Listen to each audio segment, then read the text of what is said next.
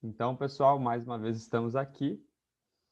Eu, Henrique Girardi, Isis Santos, Laís de Almeida Rodrigues, Júlia Caetano, Larissa Mansur, Gabriel Calorindo e Júlia Lima. E hoje a gente vai dar continuidade na nossa leitura de João. A gente está no capítulo 8.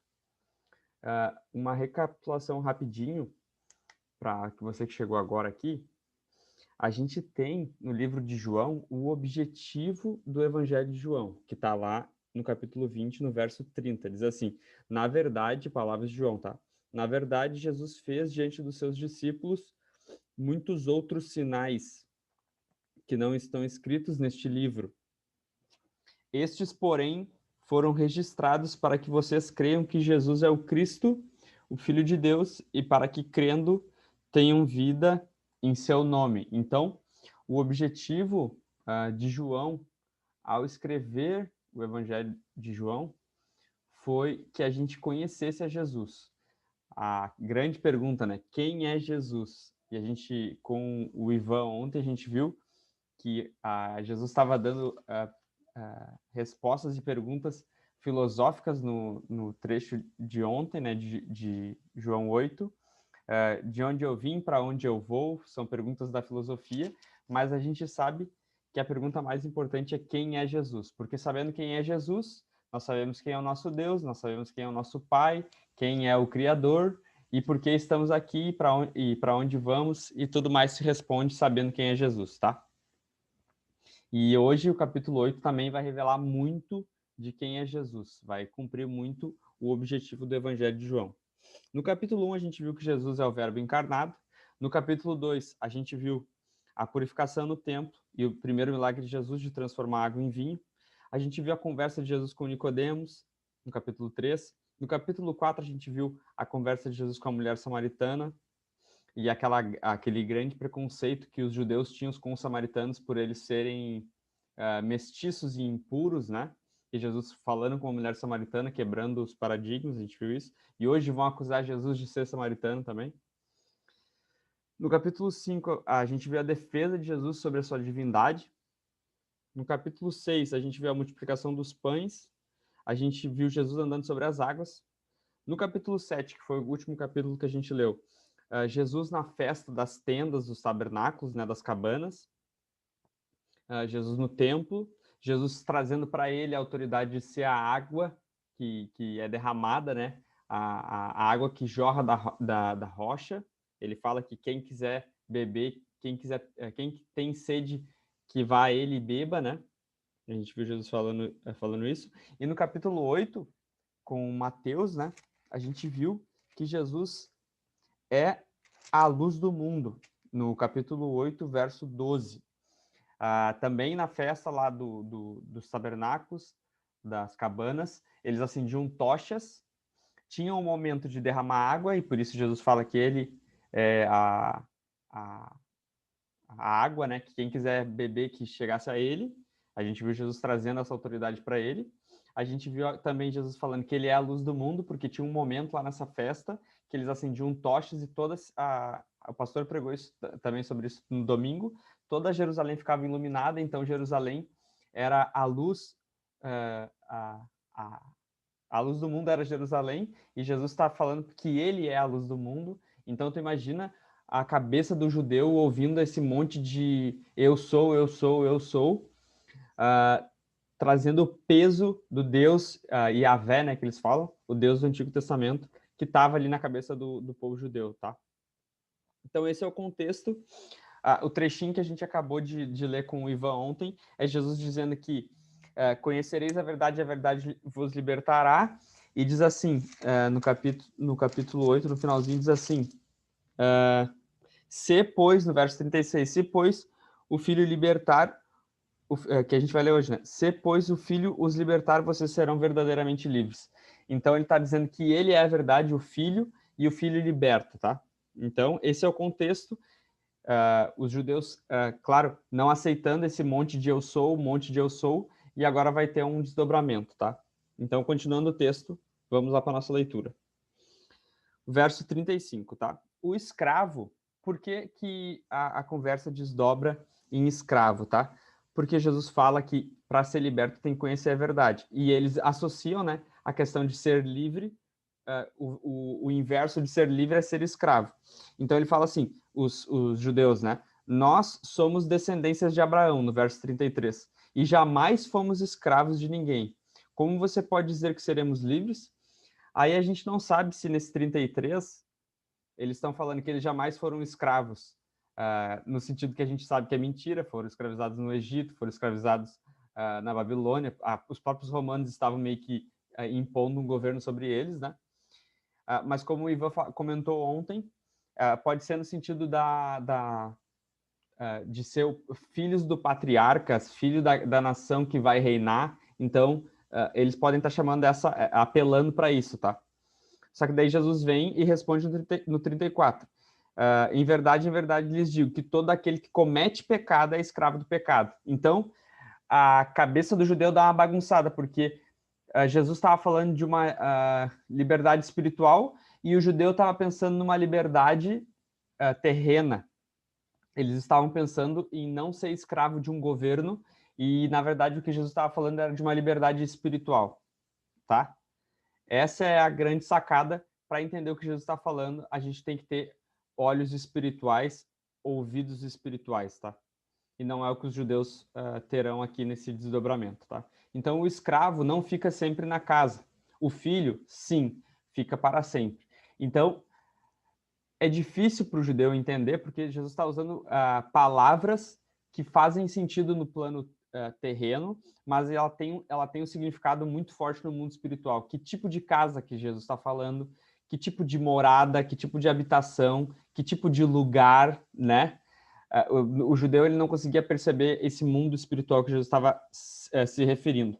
E só para ficar mais claro, lembrem que no Gênesis, quando o homem e a mulher pecaram, no Gênesis, eles perderam a comunhão com o Pai, a comunhão com Deus, a comunhão com o Filho, com o Espírito Santo. Perderam a comunhão com Deus. E Deus pergunta onde eles estavam, porque eles perderam o acesso. E Jesus está falando que aquele que faz o que o Pai quer, né? Que ele falou no verso 39, no verso 29, que Jesus fazia aquilo que agradava ao Pai e por isso o Pai estava com ele. Então, observem que aquele que é escravo não tem a comunhão, não tem a mesma casa, tá? 36. Se, pois, o Filho os libertar, vocês serão verdadeiramente livres.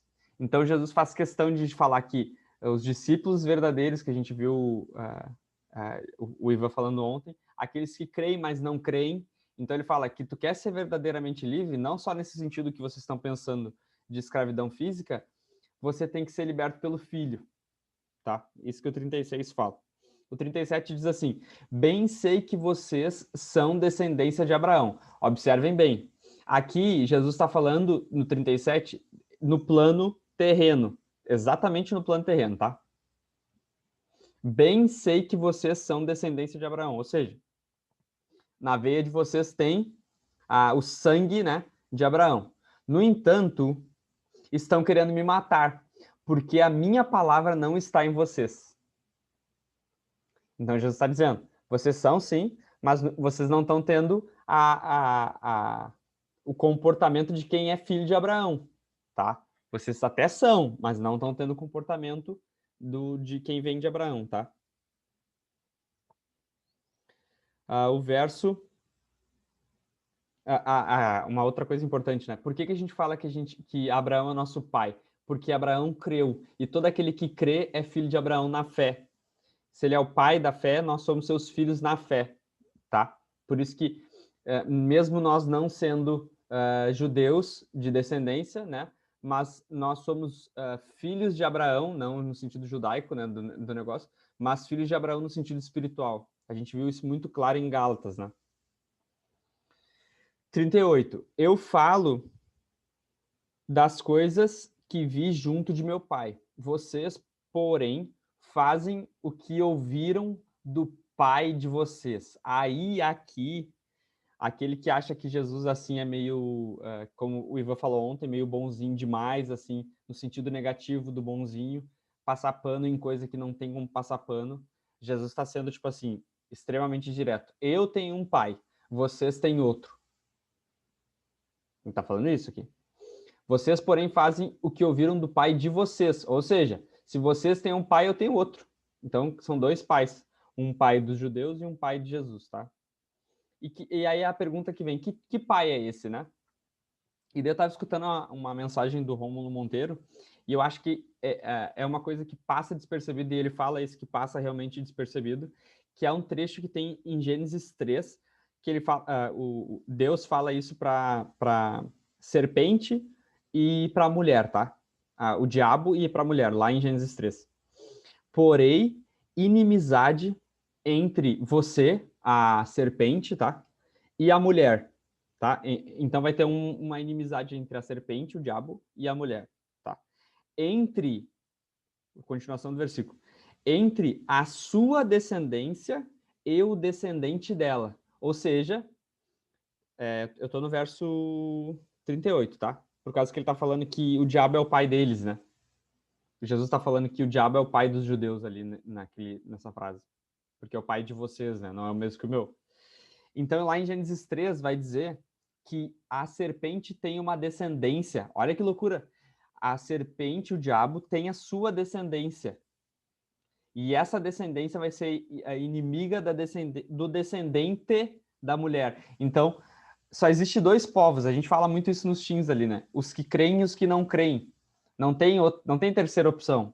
Ou tu crê ou tu não crê. E como o Ivan disse ontem, tu já nasce não crendo, porque tu já nasce condenado. A única opção que tu tem, o único caminho é crer. O resto é já vem, tu já nasce não crendo. Então é isso que Jesus está falando aqui. Está dizendo que eles são filhos do diabo. Não no 38 de maneira tão explícita, mas no 44 ele vai falar de maneira explícita. E ele já está apontando para isso aqui no 38, tá? 39. 39, Ju. Então, lhe disseram, nosso pai, ó, tá vendo? Tu tá falando que tu tem um pai, eu tenho outro? O nosso pai é Abraão. Os judeus responderam para Jesus. Que história é essa de cada um ter um pai? Daí a continuação diz assim, mas Jesus respondeu, que é a continuação ali. Mas Jesus respondeu, pode avançar. Mas Jesus respondeu, se vocês fossem filhos de Abraão, olha só, Jesus está se contradizendo. Imagina na época os caras que eram mais, tipo assim, só conseguiam ver lógica e ver 0 e 1, né? Tipo, Jesus falou, vocês são descendência de Abraão no 37. Eu sei que vocês são. No entanto, estão querendo me matar. E agora no 40 ele fala assim, se vocês fossem filhos de Abraão, então que sentido é esse? No sentido espiritual. Ele está falando, eu sei que vocês são na carne, mas no espírito não. Se vocês fossem filhos de Abraão, crescem no que Abraão creu, fariam as obras que ele fez. Tá vendo? Só que, mas agora vocês estão querendo me matar. A mim, que lhes falei a verdade que ouvi de Deus. Abraão não fez isso. Ou seja, eu e Abraão estamos no mesmo espírito. Vocês estão em outro. E só tem ou tu crê ou tu não crê. Não tem terceira opção. Tá? 41. Aí Jesus fala de novo. Vocês fazem as obras. Só deixa eu tirar meu WhatsApp para não ficar fazendo barulho. Vocês fazem as obras do pai de vocês. Vocês fazem as obras do pai de vocês. Eles responderam, os judeus. Eu acho interessante, assim, um passo atrás, tá? Saindo um pouco, assim. Eu acho interessante essa conversa, sabe? Jesus fala, os judeus falam. Jesus fala, os judeus falam. Jesus fala, os judeus falam. Mostra muito o nosso papel, sabe? Porque se no 8 tá falando que Jesus é a luz do mundo, e no 7 que ele tem água, né? Para quem tem sede, interessante que a maneira que ele sacia a sede e a maneira que ele ilumina é pergunta, é resposta. Uma frase, outra frase. Nos dá muito, tipo assim, como que a gente tem que viver, como que a gente tem que se comportar, né? Vocês fazem as obras do pai de vocês, Jesus disse. Continuação. Eles responderam, nós não somos filhos ilegítimos. Temos um pai, que é Deus. Aí agora eles sacaram. Jesus fez essa questão do vocês são descendência de Abraão, mas se vocês fossem realmente, aí eles sacaram. Ah, ele está falando do sentido espiritual. Então eles vão dizer, nós temos um pai que é Deus espiritual. Tu está falando sobre coisas espirituais? Nós temos um pai que é Deus. Resposta, pode avançar. Jesus disse, se Deus fosse de fato o pai de vocês, certamente me amariam, porque eu vim de Deus, e aqui estou, pois não vim de mim mesmo, mas ele me enviou. Porque vocês não compreendem a minha linguagem? É porque vocês são incapazes de ouvir a minha palavra. Vocês são incapazes de ouvir a minha palavra, tá? O 43. O 44. Vocês são do diabo, que é o pai de vocês, e querem satisfazer os desejos dele. Aí Jesus vai dizer, quais são os desejos? Ele foi assassino, por isso que vocês querem me matar, desde o princípio. E jamais se firmou na verdade, por isso que vocês não aceitam o meu discurso. Porque vocês sabem que é mentira, e o que eu estou falando é verdade, dá conflito. Porque no diabo não há verdade. Quando ele profere mentira, fala do que ele é próprio, do que lhe é próprio, porque é mentiroso e pai da mentira. Jesus coloca o diabo numa situação de ele é como se fosse o criador da mentira, o pai da mentira, o que inventa a mentira. O que essa dureza desse texto me traz é o que tem lá em Ezequiel capítulo 12, tá? Deus falando com o profeta Ezequiel, o chamando de filho do homem, né? Uma coisa que acontece no livro de Daniel também, e que Jesus se auto-chama, né, de filho do homem. Filho do homem, você mora no meio da casa rebelde, que tem olhos para ver e não vê, tem ouvidos para ouvir e não ouve, porque é casa rebelde, tá vendo? Parece que é sobre esse tipo de linguagem que a gente está falando aqui. Jesus fala sobre uma casa rebelde. O que é isso? Um povo, uma habitação, um lugar, um jardim, vamos chamar assim? Um jardim, imagina um jardim rebelde, entende? Jesus está aí no meio de um povo rebelde, que tem olho, mas não vê. Que tem ouvido e não ouve. Porque é rebelde, tá? Em Isaías 6 fala assim, ó, que é o famoso texto aquele, né? No ano que morreu o rei Uzias, eu vi Deus sentado no trono, a quem enviarei? Daí o profeta Isaías responde, né? Eis-me aqui, envia-me a mim. A continuação é assim, ó.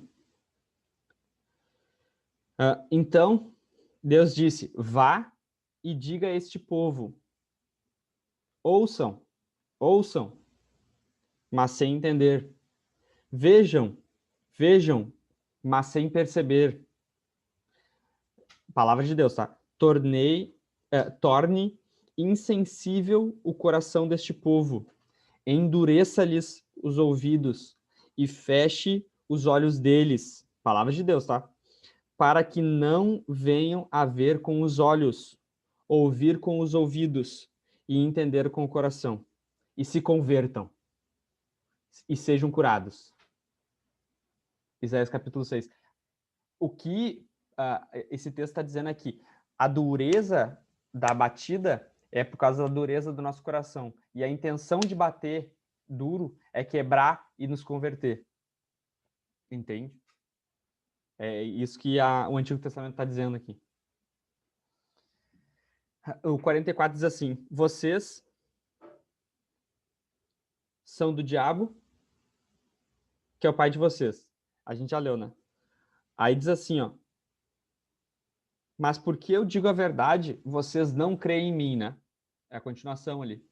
Uma coisa também que às vezes a gente não fala tanto do diabo, porque a Bíblia não fala tanto do diabo, mas é real e ele está no texto. Então, Não tem como dizer, ah, não, não existe. Tá, existe sim, tá escrito no texto. A gente tem que dar tanta moral para ele? Claro que não. Mas a gente também não pode ignorar, porque a Bíblia não ignora, tá? O 46. O 45. Vocês não creem em mim, porque eu digo a verdade. É claro, a gente já viu que onde as trevas habitam, onde a luz chega, incomoda as trevas, né? As trevas tentam resistir à luz. Só que a gente sabe que a luz vence as trevas, né? Mas esse processo da luz brilhar sobre as trevas é esse desgaste que a gente está vendo aqui, né? 46. Quem de vocês me convence de pecado? É como se Jesus estivesse falando, né? Vocês são conhecedores da lei. Eu amo a lei. Eu sei mais do que vocês sobre a lei, porque eu vivo a lei. Eu não sou só falante da lei. A minha prática diz que eu amo a Deus, né? Quem de vocês, conhecedor, pode me dizer que eu tenho pecado? É isso que Jesus está perguntando para eles. Se digo a verdade, por que vocês não creem em mim? 47. Quem é de Deus, ouve as palavras de Deus. Por isso, vocês não me ouvem, porque não são de Deus. Jesus está falando que eles não têm ouvidos para ouvir, porque eles não são de Deus, eles não são ovelha. As minhas ovelhas ouvem a minha voz, né? A palavra do Senhor Jesus. Continuação ali, 48. Os judeus disseram a Jesus. Aí agora é tipo assim, sabe quando tu tá perdendo e daí tu tem que falar qualquer coisa, qualquer bobagem? Os judeus disseram a Jesus: será que não temos razão em dizer que você é samaritano e tem demônio? Aí eu pesquisando, falando com o Ivan também, essa parte do samaritano, né? É uma apelação, porque, tipo assim, eles sabem de onde Jesus nasce, né? Eles conhecem a história de Jesus, mas um rótulo, como hoje a gente tem, né? Fascista, nazista, comunista, às vezes nem é o que a pessoa pensa, mas tu larga um label na pessoa, um rótulo, só para acabar com a discussão, entendeu? Aí eles tentaram fazer isso. Você é samaritano e tem demônio. Esse é o nível de argumento dos judeus. É a baixaria, né? 49. Jesus respondeu: eu não tenho demônio. Pelo contrário, honro meu pai. Então, quem tem demônio desonra o pai, tá? É isso que ele está fazendo aqui. Mas vocês me desonram. Então, vocês que têm demônio. Ele está falando que eles são filhos do diabo, né? 50. Eu não procuro minha própria glória. Há quem busque e julgue. Está dizendo, vocês vão ver o dia que todo mundo vai se dobrar um dia. Vai chegar um dia, vocês vão se dobrar, todo mundo vai se dobrar, e eu vou ser julgado, tipo assim, como, aprovado, né? Do que eu tô falando aqui. 51. Em verdade lhes digo que, se alguém guardar a minha palavra, não verá a morte eternamente. Observe. Em verdade lhes digo que, se alguém guardar a minha palavra, não verá a morte. O verbo é ver a morte eternamente, tá? Ver a morte eternamente. Olha que eles entenderam. Então os judeus disseram: agora estamos certos de que você tem demônio. Abraão morreu e também os profetas. E você diz: se alguém guardar a minha palavra, não provará a morte eternamente. Tu viu a distorção? Jesus fala de ver a morte eternamente e eles colocam um provará, que Jesus nem tinha falado. Mas quando a pessoa está disposta a entender o que quer entender, né? Não adianta muito tu querer explicar. 53. E explicando melhor ali, né? A gente sabe o que Jesus está querendo dizer, que aquele que crê em Jesus, Deus amou o mundo de tal maneira que deu o seu Filho unigênito para que todo aquele que nele crê não pereça, mas tenha vida eterna. Então a gente morre, sim, a gente vê a morte, mas não ela eternamente, né? A gente não, a gente vive eternamente. E eles estão falando aqui sobre provar, e é claro que a gente vai provar, né? A gente morre. 53. Você não está querendo dizer que é maior do que Abraão. Aí agora, tipo assim, o nosso pai que morreu. Também os profetas morreram. Quem você pensa que é? E essa é a pergunta. Quem você pensa que é? E João está disposto a responder. É por isso que ele está escrevendo esse texto. Quem você pensa que é Jesus? Vamos ver a resposta de Jesus. Jesus respondeu: se eu glorifico a mim mesmo, a minha glória não é nada. Quem me glorifica é meu Pai, o qual vocês dizem que é o Deus de vocês. Jesus não confirma, tu viu? Vocês que estão falando que é o Deus de vocês. Entretanto, vocês não o conhecem. Eu, porém, o conheço. Se eu disser que não conheço, serei como vocês, mentirosos. Ou mentiroso, né? Mas eu o conheço e guardo a sua palavra. Então ele está conectando a questão de vocês dizem conhecer, tá? Eu conheço e guardo a sua palavra. Ou seja, para mim não é só um título de informação ou uma teoria, mas eu vivo isso, né? Eu guardo. A palavra que Jesus usa muito, permanece, né? Aquele que permanece. 56. Abraão, o pai de vocês, no sentido da descendência, né? Não no sentido espiritual, alegrou-se por ver o meu dia. Olha que loucura, meu. Abraão, o pai de vocês, alegrou-se por ver o meu dia. O dia de Jesus, né? Eu penso assim, né? A descendência, né? Como Abraão tinha uma promessa, ele conseguiu ver a promessa lá atrás. Ele viu esse dia e ficou alegre. Pode avançar. A fé de Abraão, né? Então os judeus lhe perguntaram: você não tem 50 anos e viu Abraão? Você não tem 50 anos e viu Abraão? 58. Jesus respondeu: em verdade, lhes digo que antes que Abraão existisse, eu sou. Antes que Abraão existisse, eu sou. Só para vocês entenderem, então pegaram pedras para atirar nele, né, os judeus. Mas Jesus se ocultou e saiu do templo. Não era chegada a hora ainda, né? Esse eu sou de Jesus e não eu era. Por que Jesus não falou? Tipo assim, eu sou mais velho que Abraão, né? Antes de Abraão existir, eu era. Por que ele não usou isso? Porque Deus sempre existe. Deus, ele é, né? A gente aprende isso. Deus não existe no sentido que a gente fala, veio a existir, né? Deus é, ele sempre existiu, né? Então, quando Jesus traz esse eu sou, é exatamente isso que dispara na cabeça do judeu. E lá em Êxodo 3, quando Moisés fala assim, tá, mas o que que eu digo lá para o faraó e para o povo? Quem eu digo que me mandou? Diz assim, ó, que eu sou o que sou. E esse eu sou, do começo do eu sou o que sou, é o mesmo eu sou que Jesus está usando aqui. Por isso eles entenderam o que Jesus está falando. Que ele estava chamando para ele a questão de ser Deus nessa frase. Por isso que os judeus o quiseram matar. O pecado de blasfêmia, né? Mas Jesus não estava mentindo, estava falando a verdade. Então, desse trecho, o finalzinho assim, do capítulo 8, né? A grande conclusão é que Jesus é Deus, ele sempre existiu. Ele é Deus. O grande eu sou, né? O grande Yahvé, que eles tanto procuravam e queriam conhecer, mas faziam da maneira errada. Certo? É isso aí.